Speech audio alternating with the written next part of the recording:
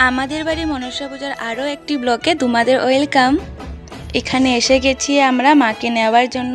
এসে মাকে সাজিয়ে গুজিয়ে তৈরি করে নিয়েছি, মাও তৈরি আমাদের সাথে বাড়ি যাওয়ার জন্য। এবার মাকে নিয়ে আমরা সবাই বাড়ির দিকে এসে পড়েছি। এসে মাকে মার জায়গাতে রাখা হয়ে গেছে। এখন চলে যাব আগের প্রতিমাটিকে বিসর্জন দিতে। আজকে ছিল জন্মাষ্টমী, বৃষ্টি তো হবেই, তাই তাড়াতাড়ি বিসর্জন দিয়ে ঘরে চলে আসব। আর কিছুক্ষণ পরে ব্রাহ্মণও চলে আসবে। এরপর মাকে বিসর্জন দিয়ে ঘট ভরে আমরা চলে এসেছি ঘরে।